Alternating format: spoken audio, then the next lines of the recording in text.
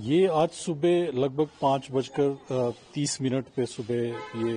इसकी अपरूटिंग हुई है। ट्री की बीच में से टूटा है ये और काफ़ी झुक गया था और काफ़ी बार हमने लिख के भी एमसी को भी लिख के इसके बारे में आगाह कर दिया था कि ज़्यादा बारिशें हो रही हैं तो नमी बहुत ज़्यादा है और काफ़ी ये पेड़ झुक गया था और बहुत बड़ा पेड़ था। तो उससे आई थिंक ये क्योंकि 2-3 दिन से लगातार जो बारिश हुई है उसकी वजह से ये अपरूटिंग हुई है इसकी और बिल्डिंग का नुकसान काफ़ी हुआ है। तो इसमें काफ़ी लेकिन क्योंकि ये लोहे की छत है तो टूट तो गई है, लेकिन फिर भी कोई ऐसा कोई मेजर नुकसान जो है उससे जान दिन में गिरता तो शायद नुकसान ज़्यादा होता, लेकिन सुबह का अर्ली मॉर्निंग का समय था तो इस करके कोई गाड़ियां नहीं क्रॉस हो रही थी या दफ्तर के भी जो कार्यालय में जो कर्मचारी हैं वो भी एक चौकीदार थे यहाँ पे। तो सुबह जब 5:30 पे मुझे सूचित किया चौकीदार ने हमारे, तो फिर हम लोग सुबह आए। फिर हमने देखा कि कोई इसमें कोई जान माल की या किसी तरह की कोई एक गाड़ी हमारी थोड़ी जरूर डैमेज हुई है जो गेट के पास थी, और गेट का जो साइन बोर्ड्स वगैरह हैं, गेट है, रेलिंग है, ये सारी छत ऊपर से पूरी टूट चुकी है। डॉक्टर साहब, आप जानना चाहेंगे एज ए वैज्ञानिक, इस बार काफी बारिश हो रही है, फ्लड्स भी आ रहे हैं, क्या कारण मानते हैं? कारण देखो, मैं कई बार पहले भी कह चुका हूं कि ये जो ग्लोबल वार्मिंग है बेसिकली ये उसी से मेजर तो कारण वही है कि जो अत्यधिक हाई इंटेंसिटी रेनफॉल जो हो रहे हैं, और ये पूरे प्रदेश में क्या ये पूरे रीजन में ही हो रहे हैं, और भविष्य में भी अगर जो हमारी ग्लोबल वार्मिंग की अगर स्थिति यथावत बनी रही तो ये खतरे और भी भविष्य में बढ़ेंगे, इसमें कोई दो राय नहीं है। हम देखें जैसे उत्तराखंड या हिमाचल के बाद बार बार यहाँ पे बादल फटने की घटनाएं भी हो रही हैं। देखो, बादल फटना एक जो ये प्रक्रिया है बेसिकली, बादल फटना जैसी कोई चीज नहीं होती है कि जैसे गुब्बारा फट जाता है कोई तो उसको बादल फटने की तरह एक सोच रहे हैं लोग कि भी बादल में मतलब इस तरह से इकट्ठा होकर पानी गिर गया, ऐसा नहीं है।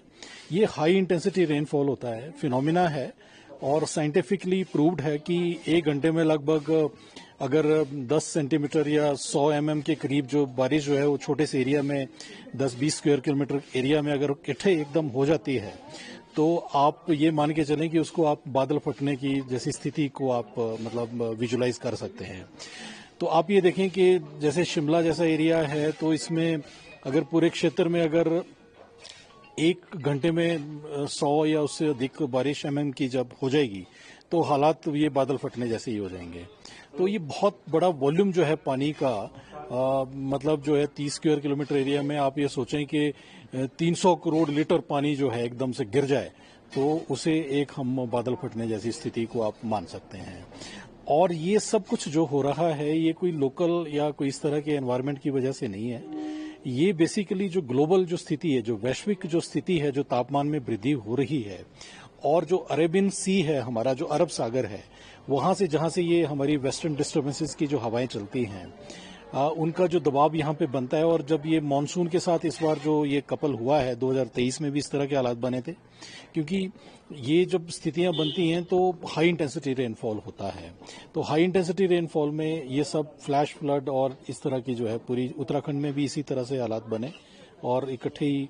पूरे के पूरे गांव जो है हमारे स्वराज में बहुत ज़्यादा नुकसान हुआ, प्रदेश के अंदर बल रीजन में भी काफ़ी नुकसान हुआ। 2023 में हमारे लगभग 10,000 करोड़ रुपए का नुकसान प्रदेश सरकार को, इस वर्ष भी अभी तक लगभग 3,000 करोड़ रुपए का नुकसान जो है वो टेंटेटिवली आंका जा चुका है अभी तक की बारिश में।